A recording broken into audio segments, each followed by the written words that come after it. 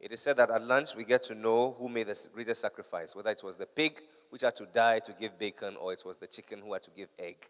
But what we are going to discuss is much deeper than that. For the next few minutes, please look and let's examine our problem for the day. Mr. Operator, give us our problem for the day. The concept of global warming was created and for the Chinese in order to make U.S. manufacturing non-competitive. Ladies and gentlemen, this is the phenomenon we're dealing with. Who better to bring this man into perspective, ladies and gentlemen, than an amazing panel which I would like to introduce to you right now. Please put your hands together as we receive our last and concluding panel discussion for this event. Hey, Trump has... Charlie... All is not lost. Ladies and gentlemen, we have this afternoon Mr. Kwame Jantua, who has already shed light on this phenomenon. A round of applause as he takes his seat up here. We have Mr. Daniel McKorley, CEO of McDan Group. A round of applause for him as he comes. Your own Mr. David Ofosu-Dorte, CEO, AB and David, Managing Partner. That's the correct one. A round of applause for him. And we have Mr. Dominic Sam, Country Director, UNDP. Last but certainly not the least, Mr. Andrew Lane. He's a consultant and leader for the West Africa and leader of the Energy Resources team at Deloitte. A round of applause for him as he comes.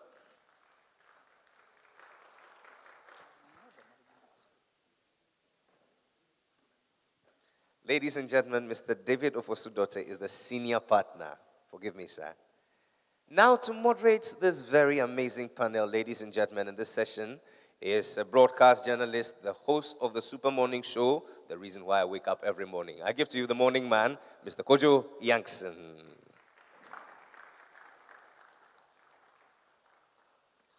For the next 30 minutes, they are going to banter, and for 15 minutes, they will interact with you, and then we shall see what we'll make of this great phenomenon. Over to you, Mr. Moderator. Thank you, Jerry. Right. So first, Britain decided that they wanted to be a little less European. Then America decided they wanted to be a lot more American. And the Chinese, well, they are 1/3 of the world, so they decided they would like to own the other 2/3. Where in all of this does Ghana sit? And how much of our developmental and economic destiny is in our own hands? How much of it is in the hands of these juggernauts who are shuffling the globe around to their will? And as Britain and America start to think that local village sounds better than global village, where lie the opportunities for those of us here in this room? It falls upon me to keep you awake after that lovely banku and steer us through this rather interesting final conversation. So why don't we start, first of all, by getting an idea of who our audience is, who is here with us. First of all, can we have a show of hand? How many of you here represent businesses that have customers in the UK, the US, and China? Okay, scattering of you. All right, how many of us represent companies that want customers in the UK, US, and China? Okay, not that many more than the first group. All right, how many of us use inputs in our business that come from the UK, US, and China? Aha, there they all are. All right, okay, so clearly this is a conversation that by the end of it, we will all have picked up something or the other that is going to help us move our business forward. But we want to keep it simple. So here's what we'll do. Let's look at 3 broad areas. First, let's look at what these 3 countries want from us here in Ghana and in Africa. And what are they willing to do to get it? Let's also look at what we want from them and explore what we are willing to do to get it. Then let's focus on some of the opportunities that exist in this area. And then maybe just to provoke some thought at the end of it, we can ask whether or not a bit of protectionism would be good or bad for Ghana and Ghanaian businesses. Right. Now, the way I think we should do this is in a more collaborative manner. So rather than, one man, one question, let's have a conversation. Let's start with the concept of what they want from us. Now, Boris Johnson, Adam Afriyie, and Her Royal Highness Princess Anne are three high-profile British citizens who have visited Ghana since Brexit became official. What were they here for? What does the new, less European Britain need from a country like Ghana? Why don't you start us off? Okay, thanks for the question. And nice to see you in person other than on radio. I think you have to look at the global economy in perspective. And certainly Britain, US, and China, for that matter, or like any other country, wants to ensure that this economy is sustained and continues to grow. And that being so, trade with other countries where the balance tweets in their, the balance, as it were, is in their favor, is what they will pursue. I think what they were here for is the influence of soft power, what I call soft power, something that we don't seem to have. So that soft power influence is what really, ends up becoming the most important form of influence. But if I take Britain in particular, you will notice that their trade with Ghana is actually falling. And in my earlier presentation this morning, I pointed out that Britain's trade with Ghana is now 3%. It's not very significant. That of America has dropped to only about 1.25 billion, whilst that of China has moved up to 6 billion. So the changes in the global trade system itself becomes an impetus for them to decide to be here. And the only significant thing that I want to point out to businesses regarding Britain's activity is that it strategizes using its soft power to ensure that it does not lose influence even if it leaves the European Union. That, I think, is at the bottom of it. So they're looking to hedge their bets, if you like, because obviously trading with Europe is now going to have a new level of risk attached to it and a new level of cost. But is there an opportunity in there for Ghanaian businesses? Andrew. So I can't comment on why those particular individuals were here. Just at a conceptual level, the Brexit and the Donald Trump thing are really a sign of countries becoming more self-interested, more their own destiny rather than a sort of a collective destiny. And my view is that trade relations are going to become much more bilateral in nature. And to be honest, they will buy stuff from you if you have something that they need. And they will be interested in you if you're a market for stuff they want to sell. But I don't think that any of these countries are wanting to export jobs to Ghana. And I think the good news for Ghana, I think, is, as you pointed out in your presentation, that we're less dependent on the US and the UK. That's our share of exports and imports from them has actually been declining. China, we need to watch out for China. My view on China is that it's really about resource security into the future for their own needs. They're also not about to start exporting jobs to Ghana. So certainly if you see their policies, particularly with regards to steel, it's all about protecting Chinese jobs. I think India is an interesting prospect, and your trade with India has picked up quite significantly recently. And I wouldn't ignore the rest of Europe. If you think about cocoa going into Switzerland and other European countries. So my view would be, let's not fixate on the UK and the US. Let's look at some of the other attractive trading partners that are out there. I'm going to immediately ignore your advice and fixate on Donald Trump for a minute. I'm worried about the guy, I'm not going to lie. I'm particularly worried because throughout his campaign and since he became president, he has literally made no mention of Africa. There have been a couple of occasions when he's talked about terrorism in Kenya and made some reference to some Somalis in one of the states of America. But that's it. Nothing about strategy, policy, plans. What does this mean? Does this mean that, in essence, a country like Ghana, which is looking for trade and not aid, should pretty much forget about doing business with the United States? Mr. Jantua. Kojo, thank you. I think of all the three countries that you've mentioned, they're all the same. We need to make ourselves relevant. To make ourselves relevant and depend more upon ourselves. I'll give you a typical example of China. At the time when China was a country that nobody wanted to know, they closed their borders. They went and they did what they had to do, and they've now come up big. We should concentrate on West Africa and Africa in general. Because look, in West Africa alone, you have nearly 400 million people. Why can't we strategize amongst ourselves and try and build that capacity? Because there's a lot of business we can do.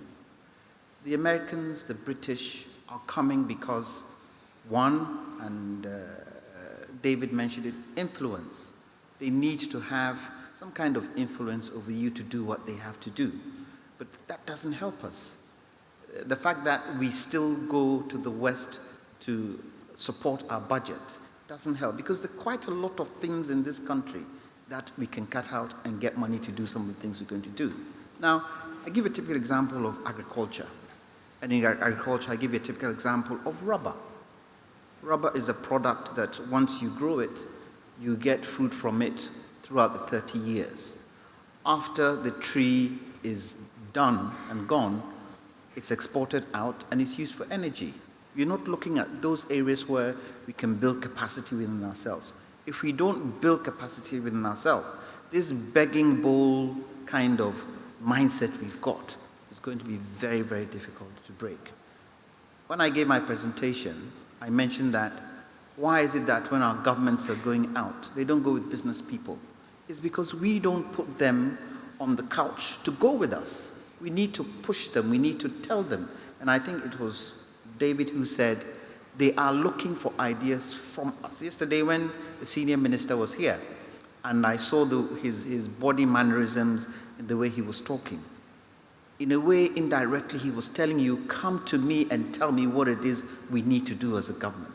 We are politicians. We don't tend to understand business that much. So it's up to us to make sure that we can convince the politician that certain areas that could build the economy, we concentrate on.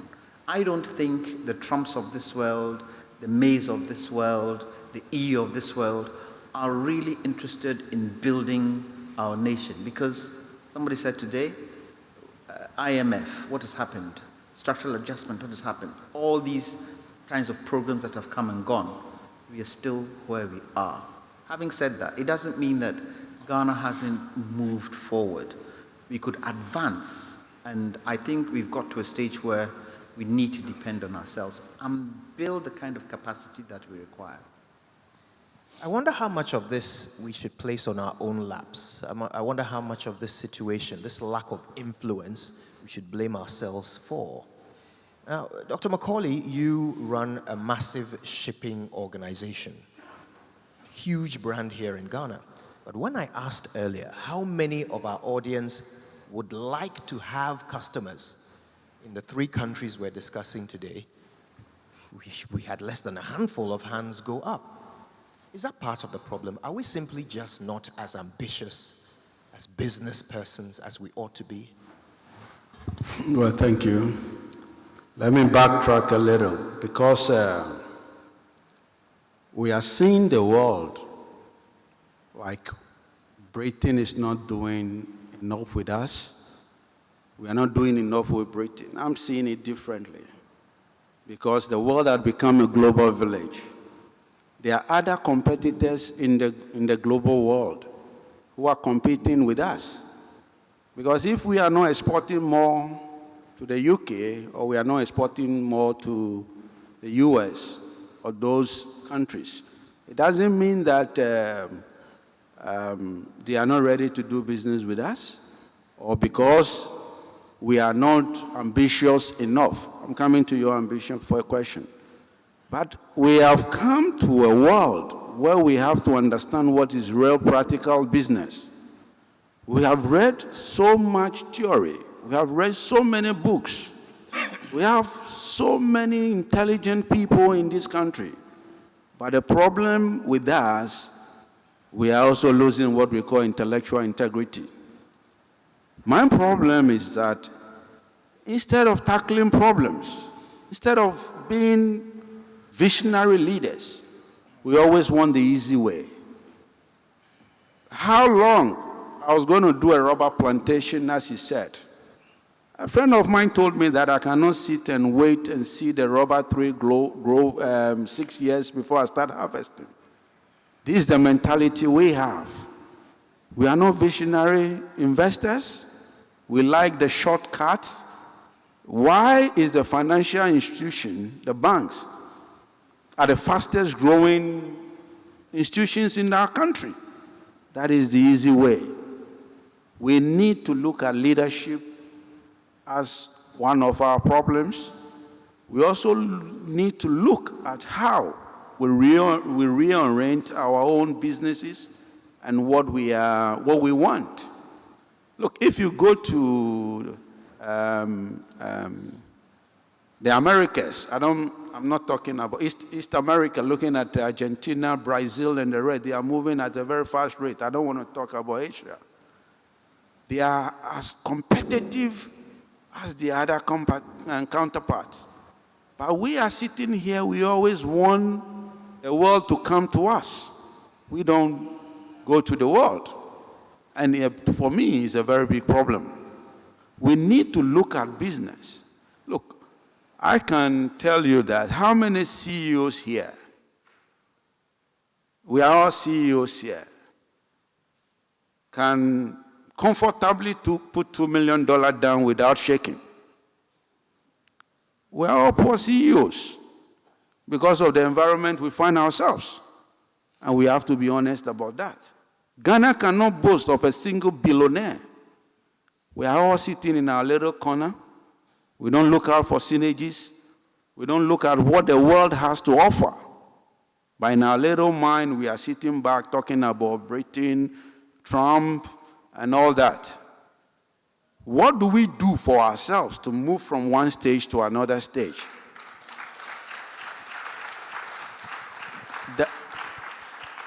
That is the question I keep asking my fellow CEOs. We are so satisfied with the little that we have. We are so content with the little that we swim in. But if you move outside the borders of your own country, you can see what is real business. So the question comes, we end up sitting here blaming politicians, though they are also a problem, because we put wrong pegs in square holes and square holes in wrong pegs. For me, we have to take this country to another level, and it must begin from us, with us, and now. Because if you want to have a good business, you need just two things: economical and political stability. And Ghana, we are blessed with that. So what is stopping us of rethinking of the business we do? Thank you.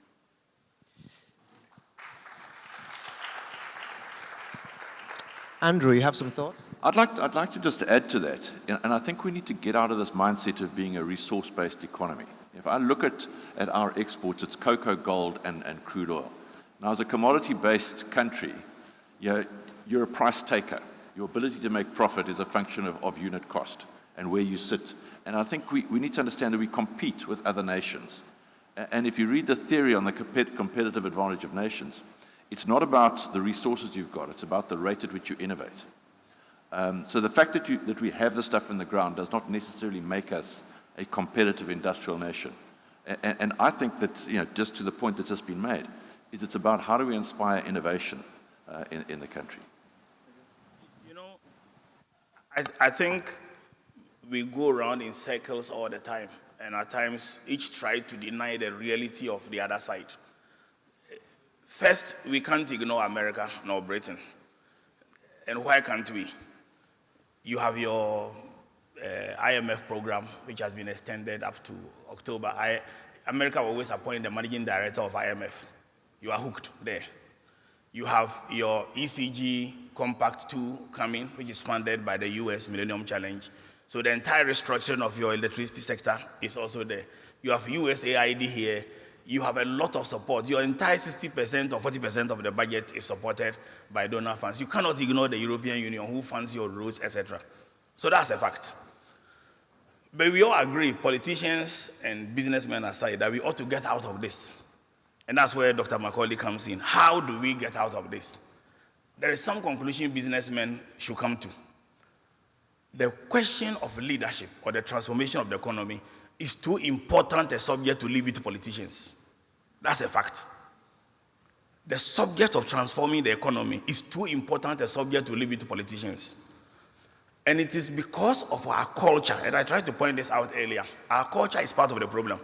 And give me a minute to talk about this, because it's an important subject we overlook.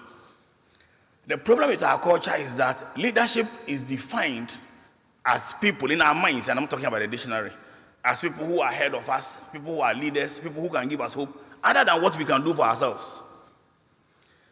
In 2015 November, I referred to that public lecture. I gave a public lecture funded by industry. And that lecture delayed because they were looking for money from Busak to pay for it. When I mounted the podium, I said the first thing I have to do is to criticize the people who invited me here. If businessmen cannot dip their hands into their pocket to pay for the stage, which was costing less than 10,000, and they needed to rely on Busak, why do you blame the government when the government takes the ball in their hand to go around begging? We are the same people. We are a people who believe that only somebody can do something for us. That's why we kowtow to politicians. That's why businesses, instead of doing something for themselves and taking advantage of policies, like he said, the policies are there, we don't take advantage. You want to have a photo of with a politician. It's the same thing that makes us go to churches and prophets and chiefs.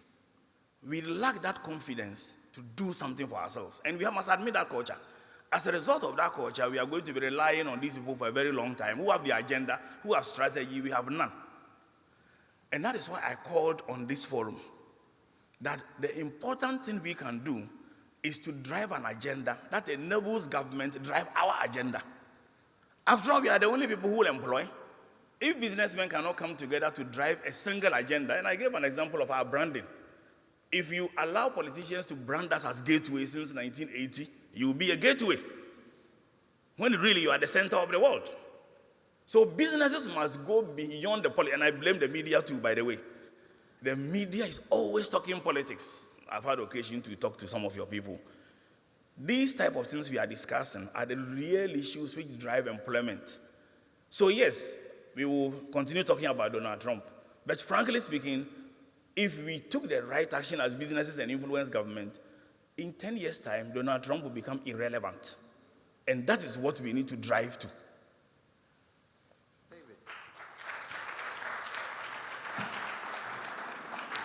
Kojo, all these people here, when David made his address, and when David said what he had to say, and my brother here said what he had to say, everybody clapped. Everybody clapped, but I can bet your bottom city, the moment they leave this room, everything is forgotten. You would have thought that coming to a function like this, or an event like this, they go back and they implement it, they get in touch with each other, this is what we learn, how can we move forward? That isn't there, because we are kind of people who do not research anything. We're not interested in that. What we're interested in is to make quick money. And yes, David, I share this cultural thing with you, that not unless we change the mindset, it will become very, very difficult for us to move the way we want to move. So I'll give you a typical example of the oil industry, and I'm in the oil industry. When you look at offshore production, it's extremely expensive. The amounts of money you need for offshore is not the same amounts of money you need for onshore. Onshore, you need a kind of operating mechanism called a donkey head, which if you find oil on land, you put that donkey head there, you've got a tanker, a storage tanker, and it just starts producing oil. You would have thought with what GMPC is doing in terms of looking for oil onshore, by now, Ghanaian companies will be gathering themselves so that the moment it is open, they will take advantage. But I haven't heard any Ghanaian company. Because in Ghana, we feel that if you have to do business, you've got to get the money. And I tell people that, no, you don't have to get the money. You need the brains to put on paper and convince somebody who has money to invest in you. I started like that way back in the 90s. I had no money. I wanted to export pineapples abroad. I went to my bank manager. I put a business plan together. I put it in front of my bank manager. He gave me £7,000 to start. You don't need the money. You need the brains. And you need to work together. We've got to a stage in Ghana where we need to work together. But because we don't trust each other, it becomes very, very difficult. Where's Jerry? Jerry, help me out. I think we need to challenge our audience a little bit. Let's go around. Let's get some thoughts. Is it really true? Are we all poor CEOs? Is it true that we are not ambitious?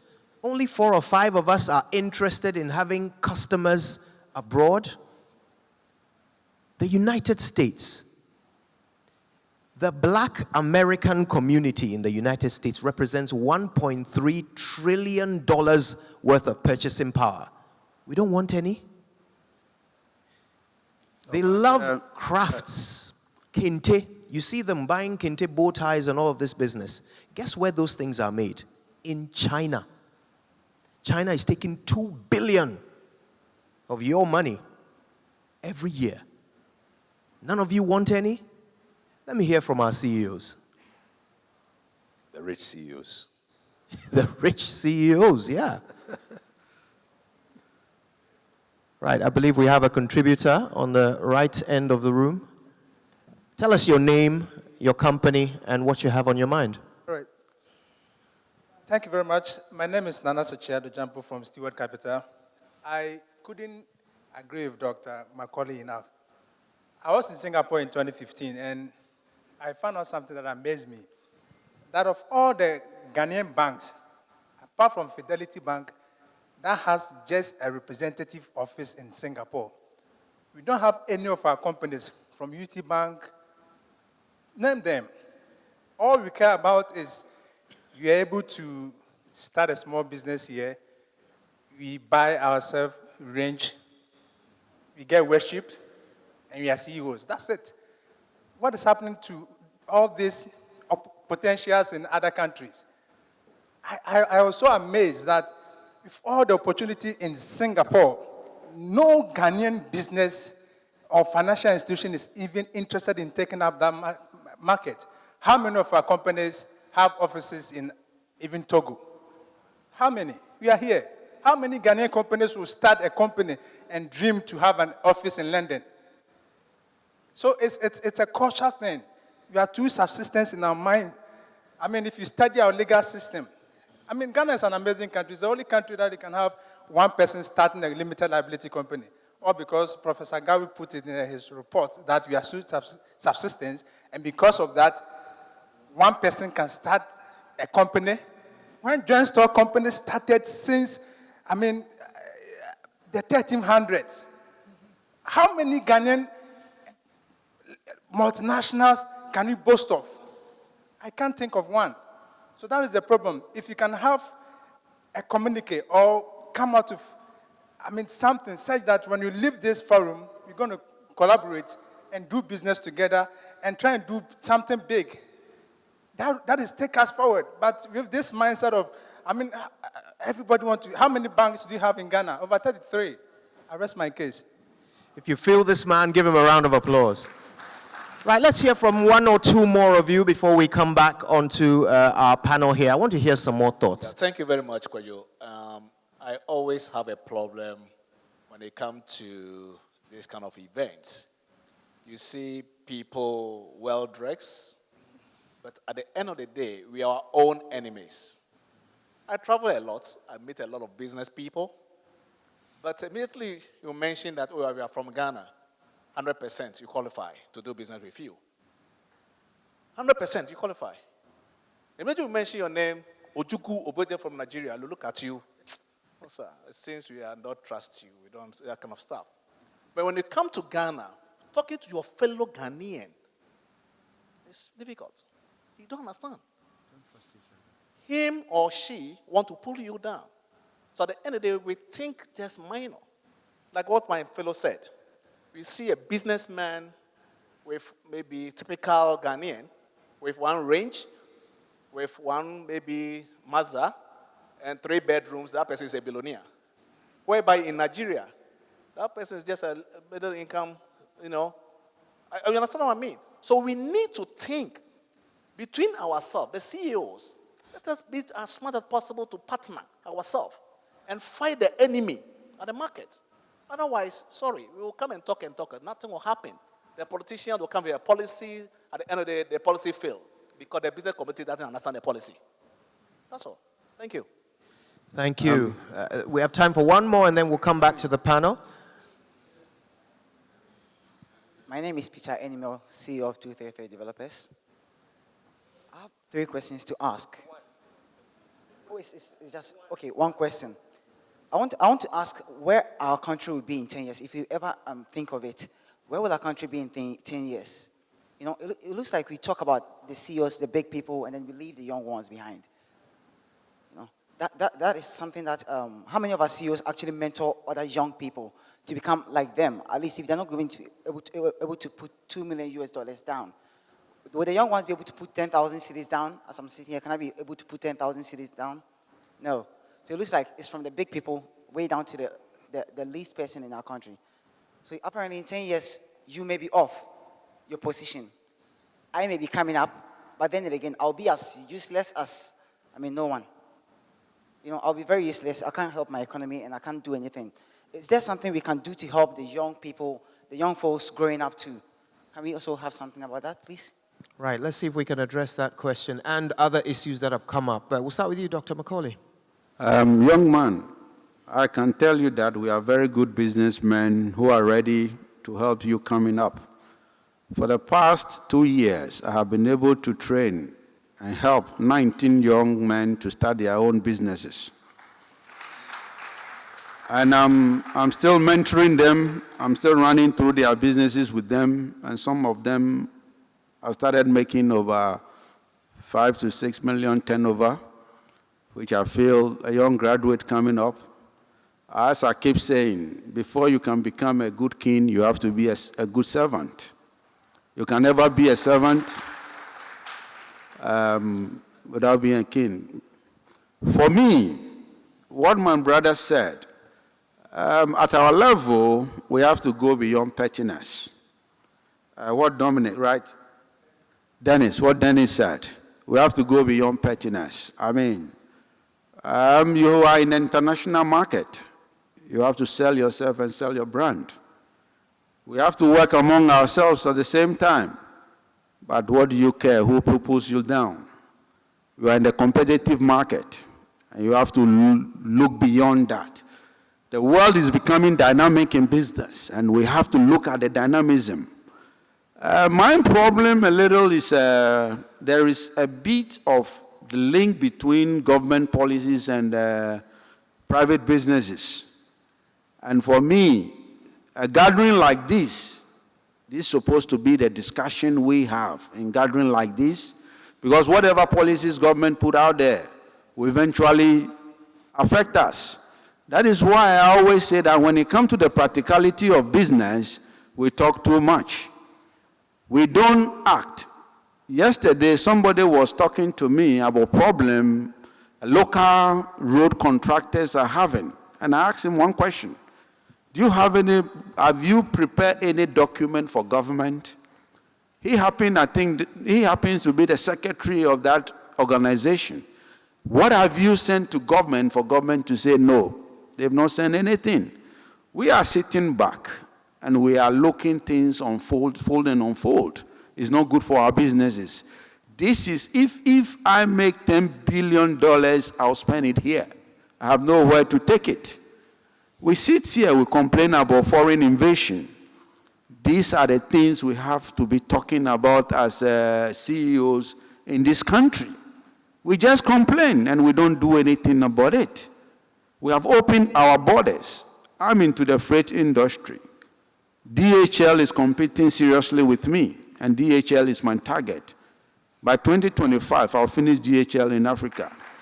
This is what I am thinking about. This is what I am thinking about as a businessman. What do you also think about? Things that is disturbing me in my industry, I'm trying to see how I can articulate it to the policy makers to hear man cry. Who would like to join me, or who would like join for us to fight our own fight? So we have to get to the international market. Look, we're talking about protectionism. Nigeria have done so well for themselves in terms of local content. But an ordinary Ghanaian businessman, or the culture our big brother is talking about, we always want things to be done for us. I believe it's about time we do things for our own selves. And this is what is sinking down into our tertiary institutions. They complete school, and you see them going around in the wrong profession.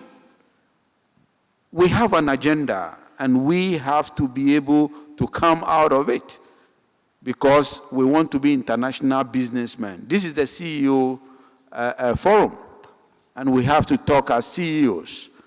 To tell you the truth, Nigeria in the past 10 years have done a lot for themselves.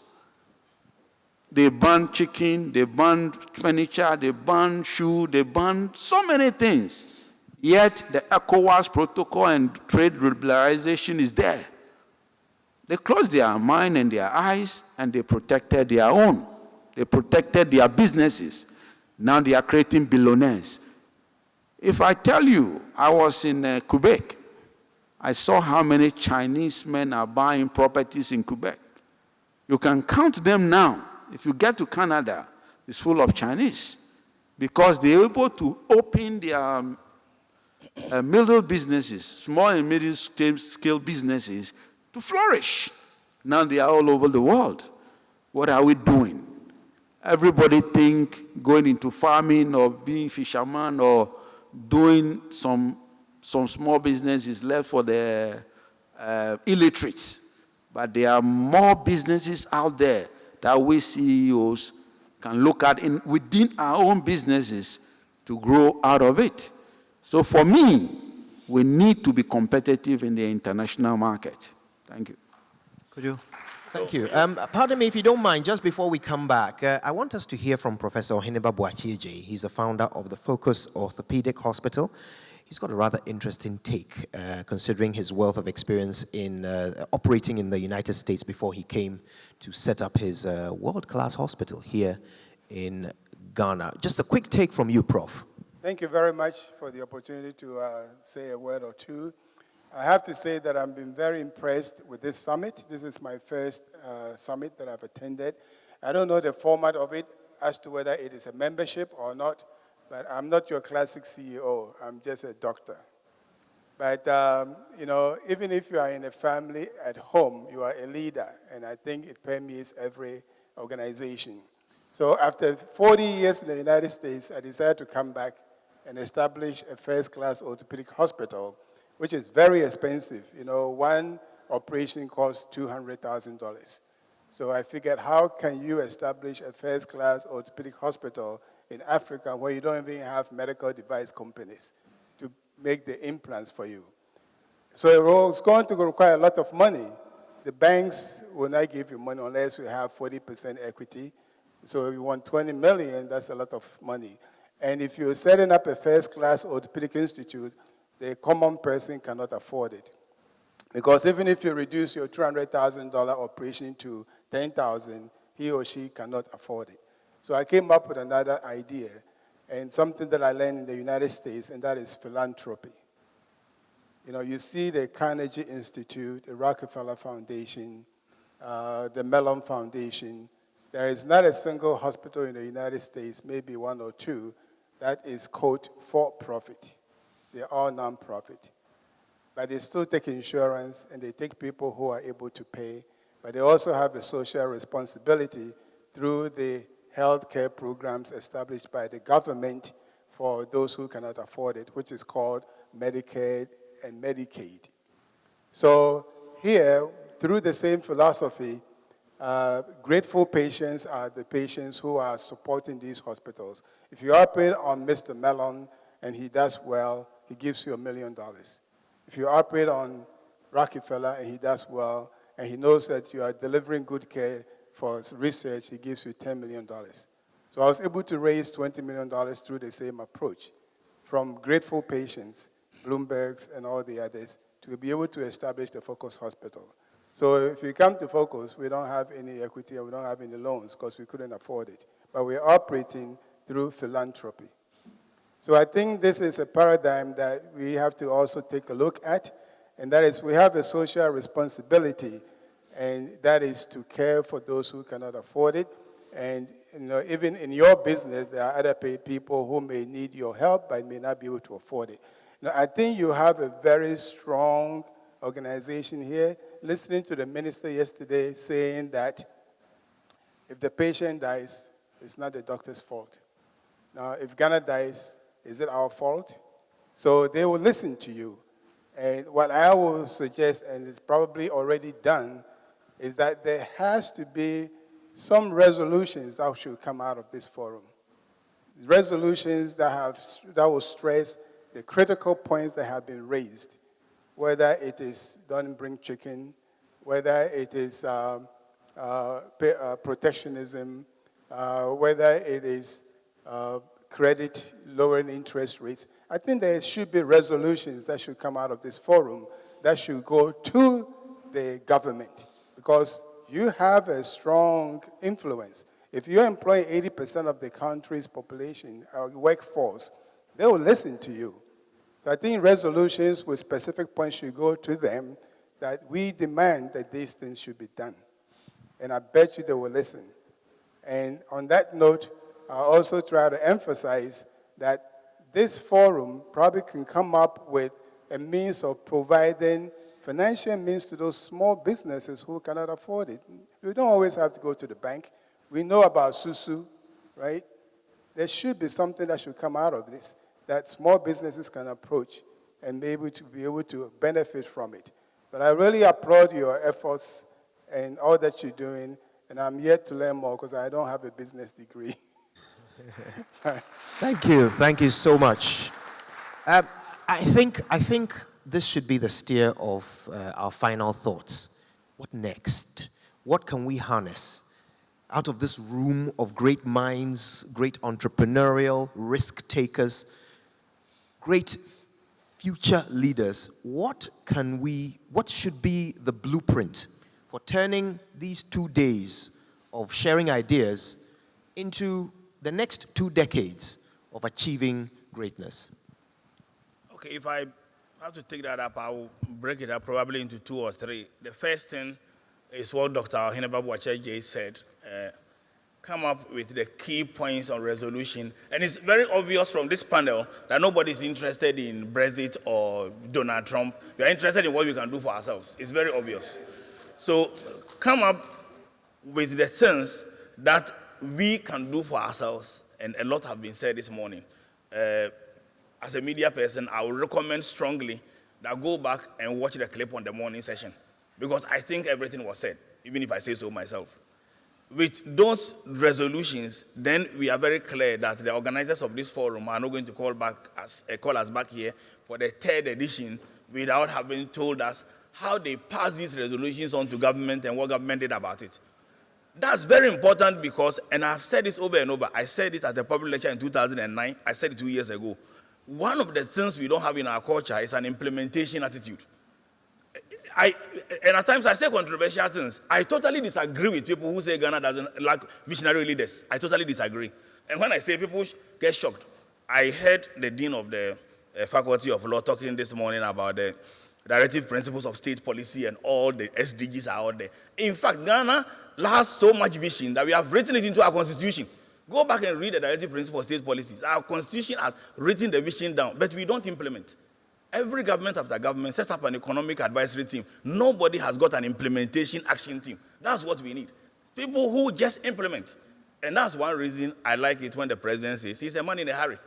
So this team should come out with a list and tell us in 2-3 months' time, I've sent it to the government, in half of the year, tell us the government has done this. Next year, when we come, we are looking at what was done. That's the first thing.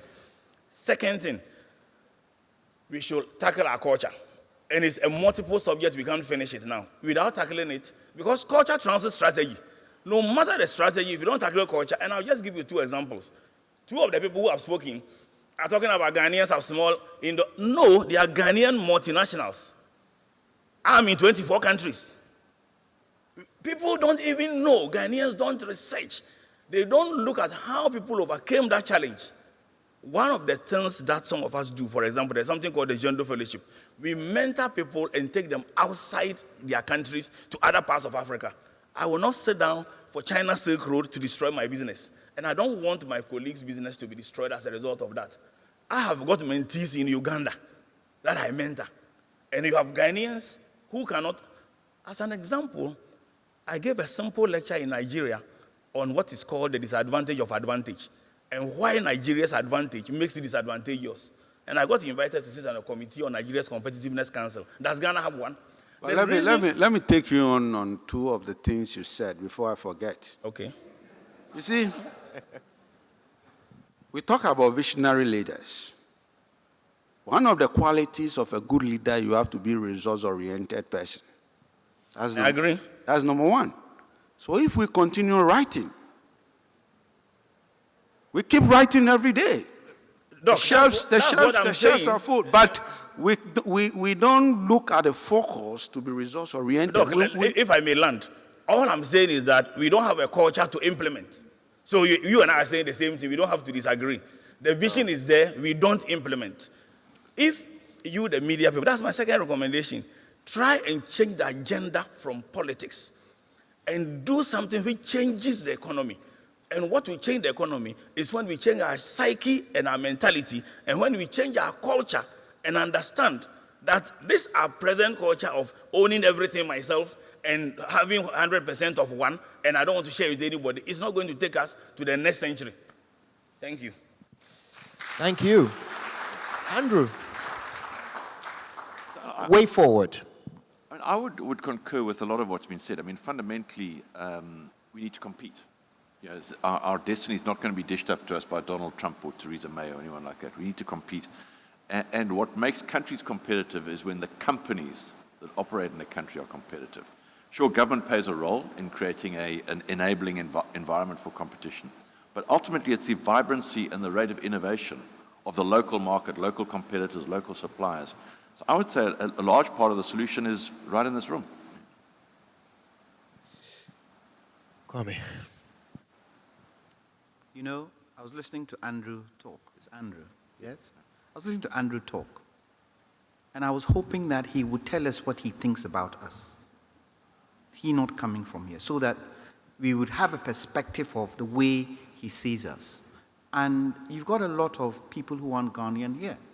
I thought they'll get up and say, we feel this is what you're doing wrong, we feel this is what you should be doing right, so that they become part and parcel of us.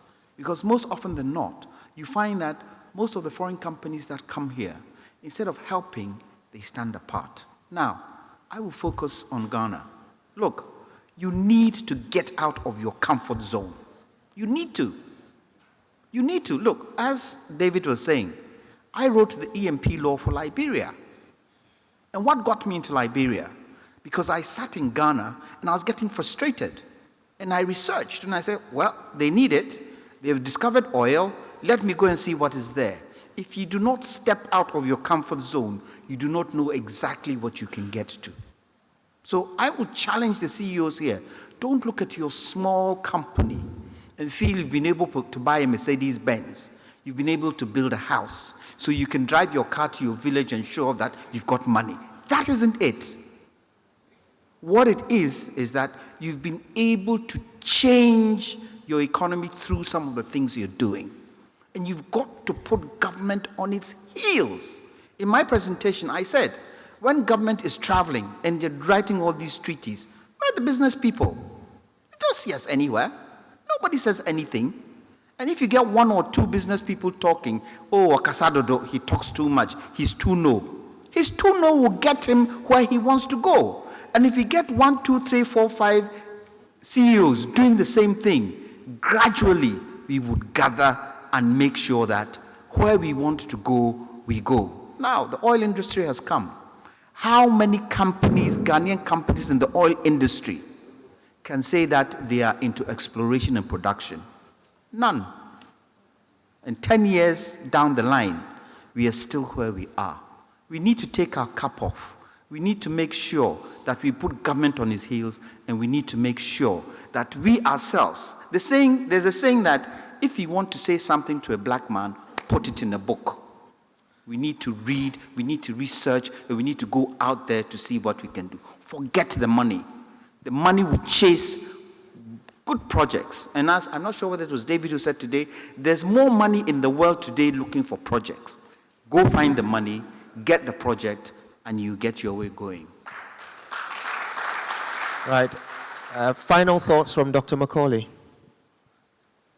I believe that we as business leaders, one thing we have to take seriously is our negotiation skills. What I've noticed, as the culture David is talking about, we as Ghanaians, we don't have serious negotiation skills. This morning, somebody talked about the professor said when they were going to negotiate on the climate change, America came with over 50 people. Ghana went with 3. You know, from government level, we always get shortchanged when it comes to negotiation. We don't, as our big man, doctor also said, there is more money out there than you can think of, but we don't even know how to access those money. Yesterday, Citizen Kofi said the same thing here, and we clap and laugh. But how many of us really go deep and look at our negotiation level to see what is out there to transform our business? So for me, as business leaders, let's look at our negotiation skills. Thank you. Hasn't this just been the greatest panel yet? All right, now we have a few minutes to go, and I think I'll give that time to you. Let's start with some thoughts from Mr. Andy Asamoah. Now, he is the former director at the UN and CEO of ANC Mall. He's been listening intently, and he has some thoughts. Thank you very much. I'm coming completely from a different angle, in the sense that I'm not a businessman in the real sense of it. I took a retirement, came to Ghana at 55 to do business. So I've seen the problem in many perspectives. What you said is all true, but the issue of the non-support from the government at the national level is making it very difficult for Ghanaian businessmen to break out of the local level. I'll give you an example. I was the first person who built a shopping mall in Ghana. The South Africans came here. All the things they are bringing in is duty-free. When they were coming, the government wanted to create opportunity for them to sell their goods. So what did they do? They gave them very soft loan, 2%, 1.5% to come. How can you compete when you are taking loan at 15%, at 20%? So what we need to do is what was said by Prof. And what was said by David. There should be a strong resolution to the government telling them the things that they need to do for us to be able to go out. But if we sit individually, it is not easy to penetrate. I mean, if I was in Malaysia, as soon as I was able to put a print of the first shopping mall, the government will call me. What support do we need? We need you to do this here, here, here, and the necessary support will be given to me. I came in. I couldn't even get a loan from the bank. I have to sell all my properties abroad to start. How can I continue when the South African is coming with 1%, 2% loan supported by the government? They have a vision that they want to create market for themselves. So all the more they are building, they are not building it for anything. They are building it so that the good that they produce in South Africa can be sold in these countries. We need the government. We need them. We need to have a vision. Where do we want to go? We will have West Africa. How do we go about it? We have the government. We sit down. These are the strategies. This is the support we are giving to our people to go and bring business. So individually, we can say all we want to say, but if we don't have a strong support nationally, we cannot make it. And I think this is an important issue we have to take into consideration. Thank you very Mr. much. Samoa, thank you very much. Right, we've got a few more minutes. Jerry, why don't we take one or two more thoughts? Thank you, Mr. Chair. Thank you, colleagues. I'm George Insia, also with the ANC Development, and a former director at the United Nations also. My observations are as follows. Where is the government here today? The issues we have discussed from yesterday have touched very heavily, but silently means ignored thereafter, on political leadership and landscape, and the need for consistency in the political landscape and the policy landscape to enable business to grow. You are all aware of about 2 years ago when the government announced overnight that you cannot get foreign exchange at the banks. As CEOs, you all recall how your businesses or those you knew businesses suffered. That was overnight. Yet, 1 month, 2 months later, that policy was overturned. At the cost of so much, and yet no compensation to any business that suffered. When are we going to get these issues sorted out so that when you establish, you know that this kind of flip-flop policy making will not arise? Number two, we've talked yesterday about the fact that the policy climate does not enable long-term planning. Governments come, they change the whole policy on, for example, education and so on and so forth. This country needs a long-term plan, but not a 60-year plan, which I don't think we can see. We need a 5-year, 10-year plan that is not intentionally, is not coordinated with the political governance cycle. So that you have a plan that is there. When a government comes, it has to fit into the plan. The manifesto of a political party has to be derived from that plan, so that the implementation and the programs they put across are not different from what are in the plan and what we all can see to. Finally, where do we go from here? From the recommendations and suggestions made, we do believe that we could enhance whatever is on the ground by having a compact between business and government, whereby we can encourage that certain policy decisions that may have a direct impact on business cannot be taken without the due consultation with business leaders. Thank you. Thank you. Shall we get one more from the other side of the room?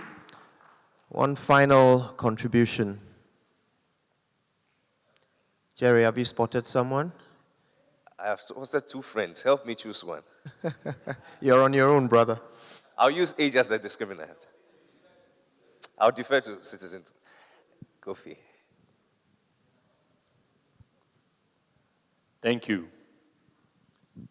For me, this has been a wonderful 2 days. And we should all applaud the convener of this summit. Let's give him a round of applause.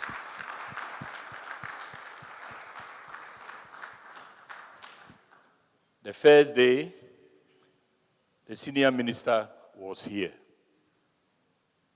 We were able to outline a few things for him to hear. But I think the suggestion that Dr. Boachiaji has come up with, talking about implementation as the vehicle for success, we must listen to that and put together some position paper of the discussions that came out of here and submit to government. We must do that as number one.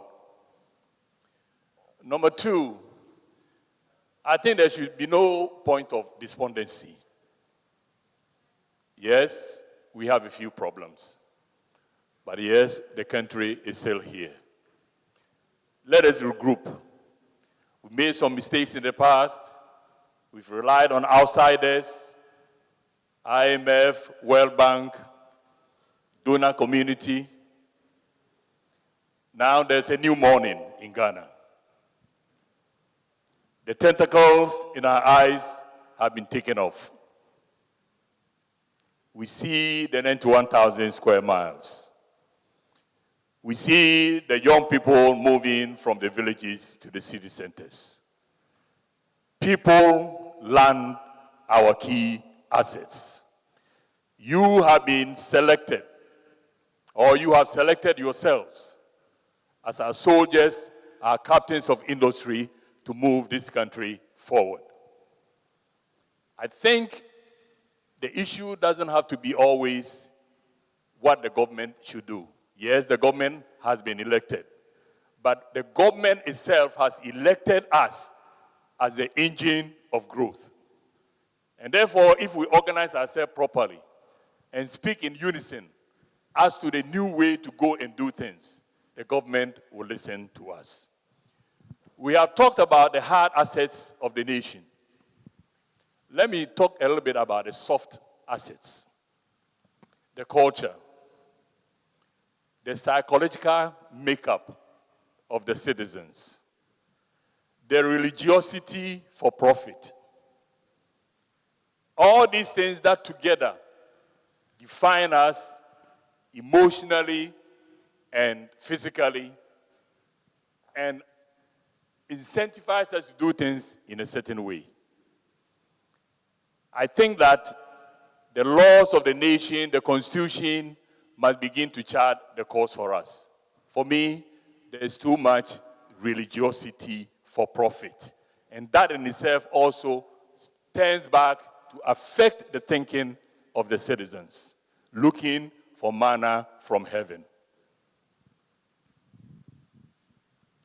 Donald Trump,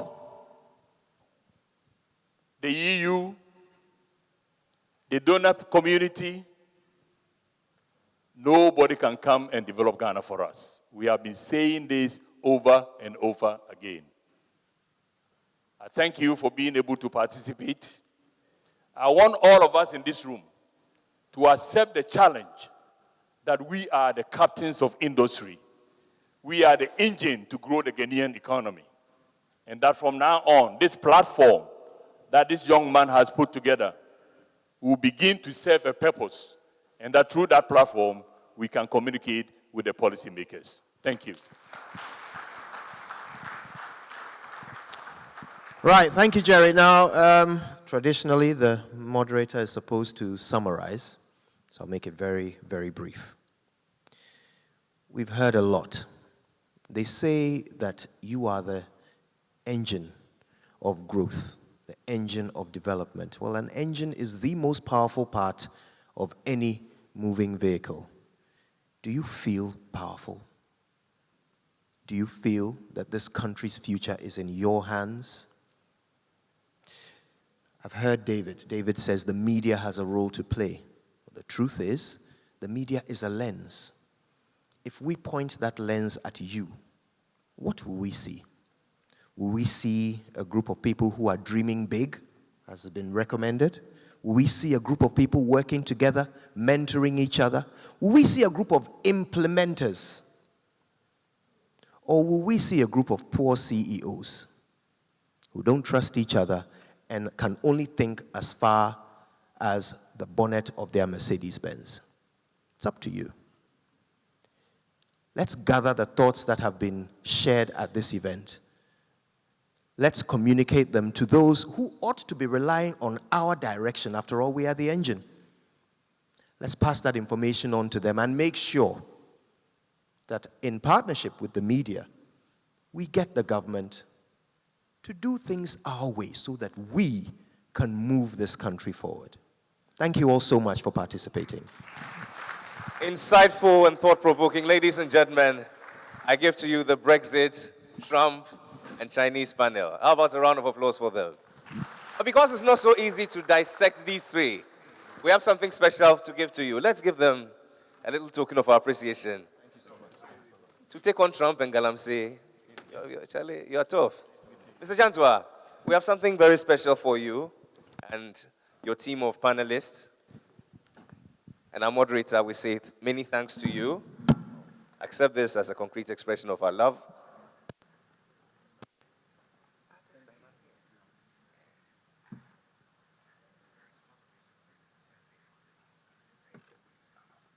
And so, ladies and gentlemen, as we prepare to bring this whole experience to an end, I'm pleased to inform you that the survey is ongoing. I'm told that the patronage is quite low. So please do well to visit any of our stands at the front. They just have a tablet. In about 2 minutes, you could just fill out the experience, and then they'll be able to have enough material to be able to translate that into workable policy.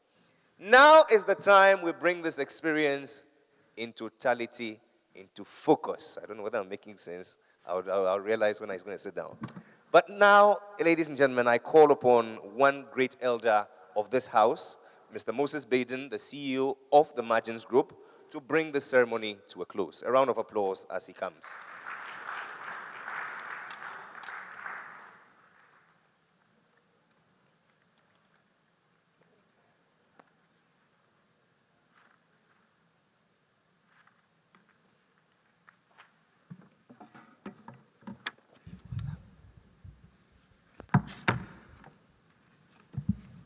Hello. I don't think we have any more ministers in our midst. So, distinguished ladies and gentlemen, chief executives, captains of industry, all protocols observed. I think it's been 2 fantastic days. And I personally have learned quite a bit from the different viewpoints that have been expressed and the different subjects with some very excellent speakers. Unfortunately, I missed, regrettably, some of the sessions because of other business. I was called back today to come and give the closing remarks, so I just about scribbled my notes. David, I missed your rather fiery session, but I think you've updated me. I'll try and reconstruct some of the things that you said. I also missed the women's session. When I asked our head of business strategy and operations, Eunice, to fill me in on the women's session, she just said that it was recommended that all chief executives who were men should be replaced by women. Upon which I responded that I was still too young to retire, and that if she wanted to ask me, she had to do it on merit and not by gender bias. Having said that, we kicked off yesterday with the convener and the founder of the CEO Summit, Mr. Ernest Ejiru, announcing and proclaiming the significance of the age that we're in and the effect of digitization. After that, we had a very important, rather interesting PowerPoint presentation by Eddie Efa from Fidelity Bank, fundamental to which was that no company can advance unless it has a very structured governance system. And indeed, I think he extended it to countries as well. No country can advance to the first world unless it has a transparent, effective governance system. So these are the 2 main points that he made. Mr. Charles Larby,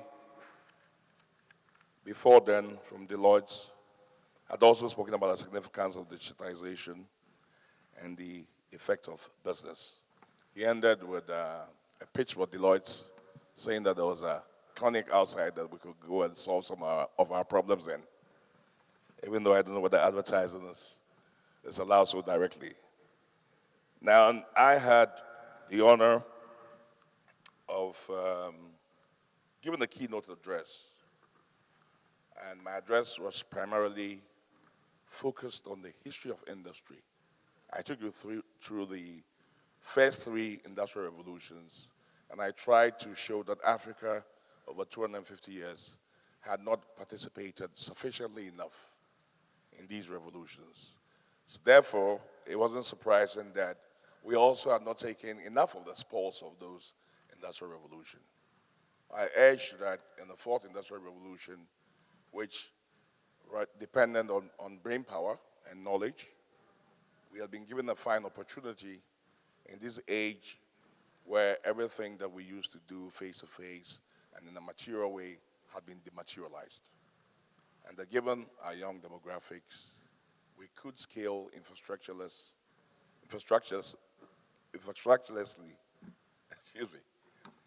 in Ghana to build the companies of tomorrow, not needing capital, by using our brain power and using our connectivity to the world to build and advertise and sell products, just like everybody else.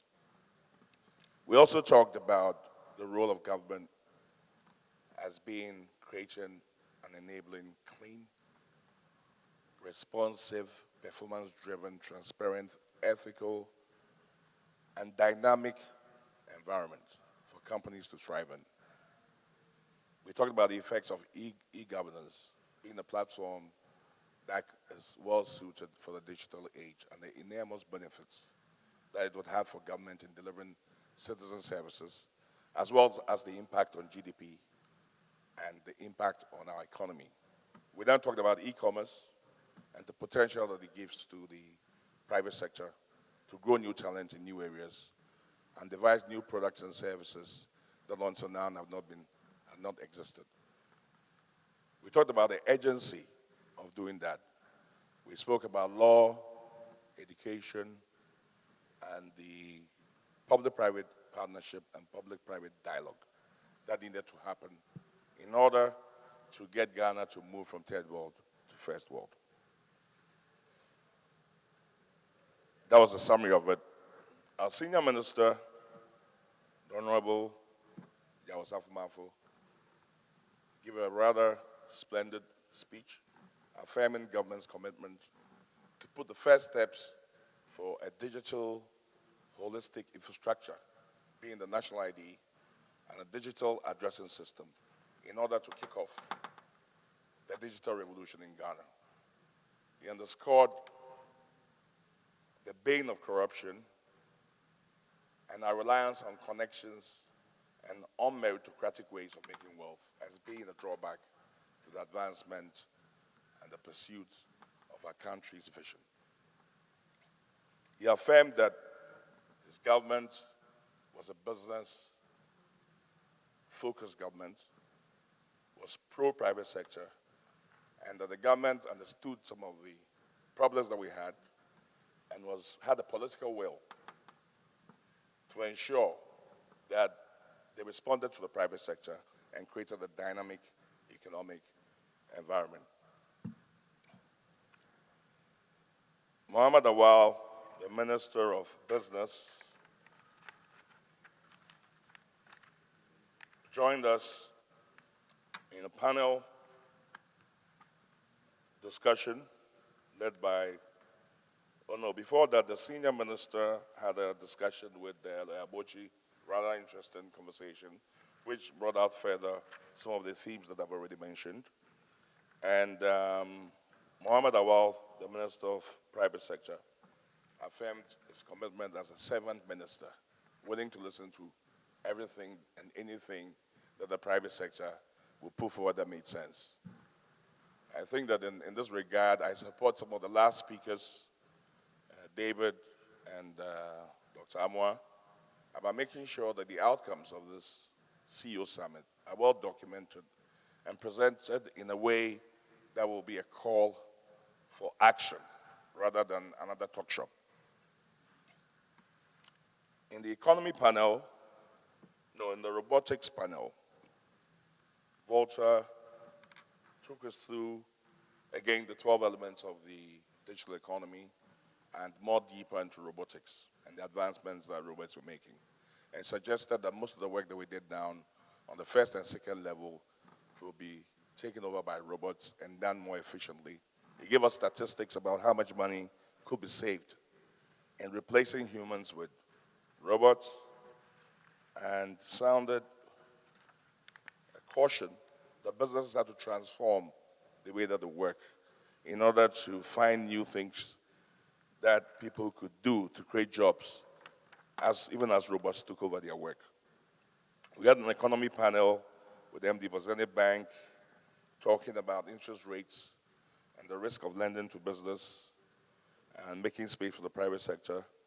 Dr. Kofi Amwa made a bold call for having our national interest in place and for subsidizing industries that need help and needed oxygen to expand. It received quite a good applause, and that was followed by Dr. Honorable Kweku Kwarteng, the Deputy Minister of Finance, giving the same assurances that the senior minister had given. At the business panel, we were led through, moderated by Bernard Avila. The main topic there was environment as well, and the need to change policy to support business. The Minister for Business was here, and he was willing to listen. He acknowledged that there's a problem, and the government will do all that it took to change the environment, because after all, it's businesses that created wealth and not governments. On the technology panel, there was a discussion on the complex retail landscape and the difficulty of scaling this retail landscape into a digitized platform. And even though I wasn't here, I'm briefed that there was logistics was cited as the main hindrance in getting a complete digital ecosystem that could be a connection between bricks and mortar and then the digital platform. There was talk, I understand, on the return on investment on digital advertising and channels and return on the industry. And there was an acronym.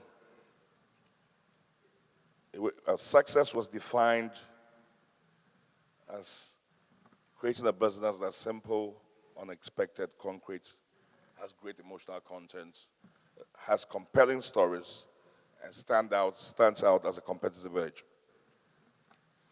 In the digital innovation economy, there was a rankard, I believe, Kofi Daze, gave us the 3 L's that digitization affects. We talked about lifestyles and tailoring digital knowledge into different segments of our population to make it comprehensible, and how that will affect the way that people work and live in the digital age, balancing work and life considerations. There was a talk about internet being the dominant language English being the dominant language on the internet, and the importance to look at other segments of our society and our economy who needed to have the internet translated into different languages. And there was some discussion as to how viable that could be. This language, reflecting content, was therefore said to have a significant impact on the rate of literacy, meaning the rate of people who speak the formal official language, English. Madam Yolanda, I believe, from Vodafone, talked about the cost of technology and how innovation was much more important than that.